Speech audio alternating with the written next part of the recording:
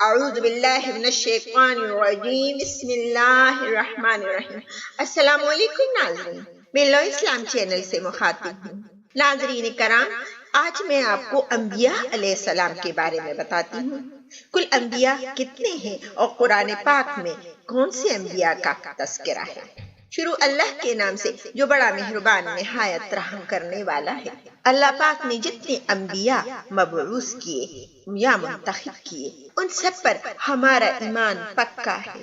جن کے نام ہم کو پتہ نہیں، ہم ان سب نبی اور رسولوں کو مانتے ہیں اور ان کے نبی ہونے کا اور قاصد ہونے کا ہمارا عقیدہ پکا ہے۔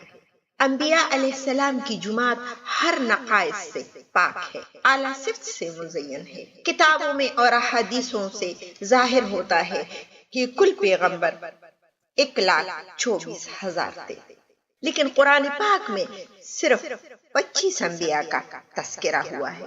جن انبیاء کا ذکر قرآن پاک میں نہیں ہے ہم ان کو بھی مانتے ہیں، کیونکہ پیغمبر اللہ کے بھیجے ہوئے نبی ہے اور ہر گناہ سے معصوم ہے۔ قرآن پاک میں جن پیغمبروں کا تذکرہ ہوا ہے ان کی تعداد 25 ہے۔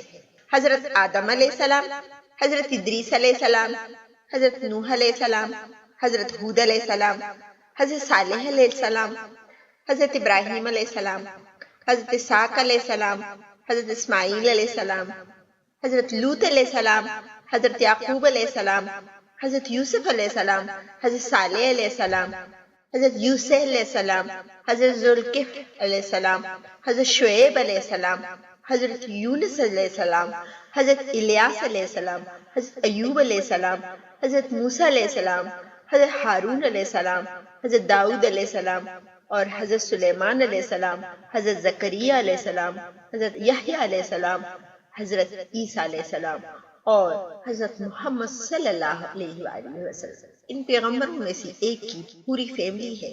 ابراہیم علیہ السلام کے بیٹے کا نام اسحاق علیہ السلام اور اسماعیل علیہ السلام ہے۔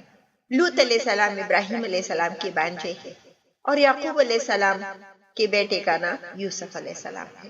شعیب علیہ السلام کے بیٹے کا نام یونس علیہ السلام ہے۔ موسیٰ علیہ السلام کے بھائی کا نام ہارون علیہ السلام ہے اور داؤد علیہ السلام کے بیٹے کا نام سلیمان علیہ السلام ہے۔ ان تمام انبیاء میں آخری نبی محمد صلی اللہ علیہ وآلہ وسلم ہے۔ ان کے بعد کوئی نبی نہیں آیا اور نہ قیامت تک کوئی نبی آئے گا۔